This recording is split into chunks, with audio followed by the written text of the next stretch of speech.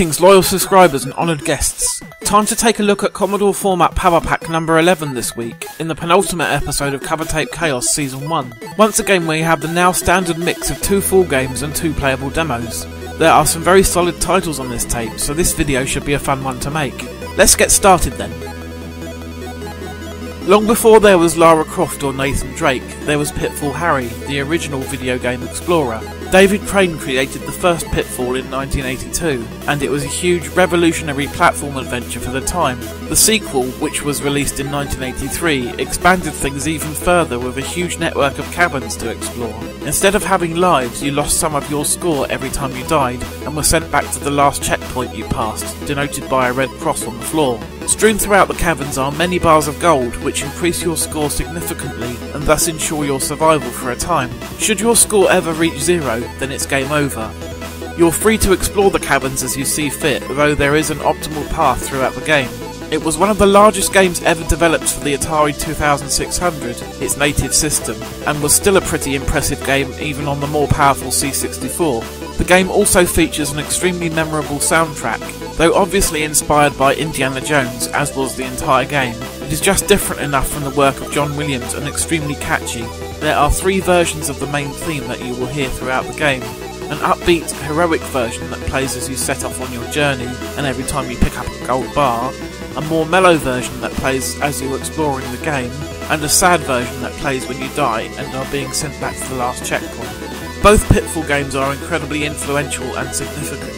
They are some of the earliest platform games in existence. While they might not have the same legacy as the Mario games, I would say that they are almost as important and are also hugely enjoyable to play, even to this day.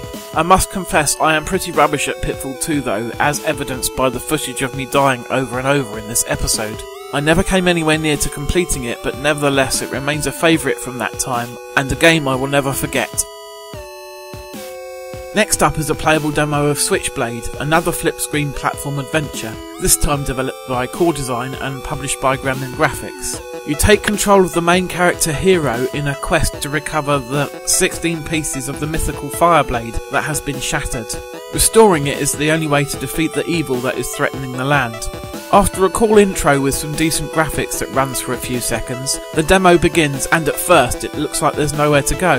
However, certain stone blocks can be destroyed with a kick or a punch. They look ever so slightly different from the other blocks. There are also red doors that can be passed through and ladders to descend.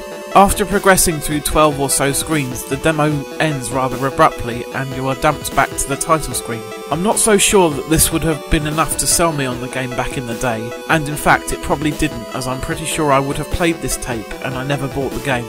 The graphics are rather monotone, being predominantly red and grey, and the sprites are rather indistinct. Not surprisingly, this game looks way better on other platforms like the Amiga and the Atari ST. There is some very nice SID music that plays throughout the demo though, and to me was the best thing about it. I might take a look at the full version of Switchblade one day, but this demo hasn't really made it a very enticing prospect. Light Force is another vertically scrolling shoot 'em up, quite reminiscent of the game Bulldog that was included on a tape from a few issues back. Like that game, it also reminds me of the arcade game Star Force a little bit, and from the title maybe that's no coincidence, who knows. Anyway, this is a fairly simplistic shooter, with the goal of course being to blast everything and stay alive. There don't appear to be any power-ups in the game, which is a bit of a shame, though maybe I'm just too rubbish to have got to them. The modular bases in the background can be destroyed for bonus points, and should you manage to wipe out 4 of them, you will earn an extra life. That's easier said than done though, as the enemies will get in your way. The game also includes a rather unorthodox high score entry system, where the letters and numbers fly towards your ship and you have to try and shoot the ones you want to enter as your name. It's novel but quite unwieldy in practice. I don't really have too much more to say about the game really, other than it's also got some rather nice music. I'll let you listen to a little bit before we move on to the last game this issue.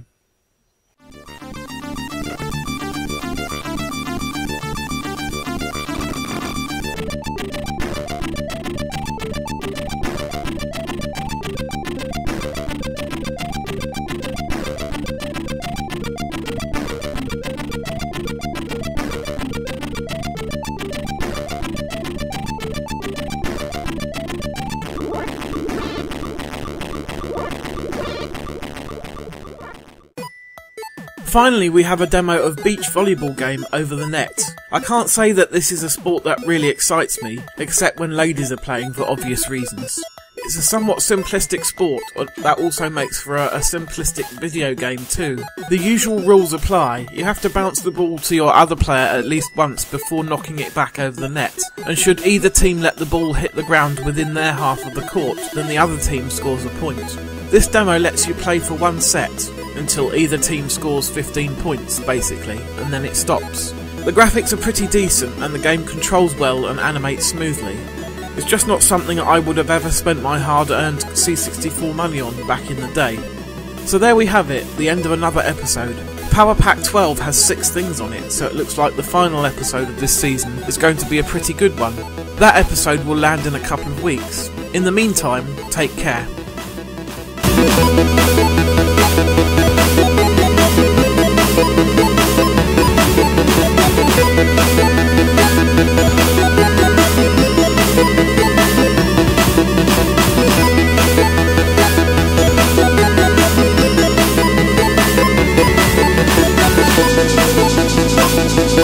back.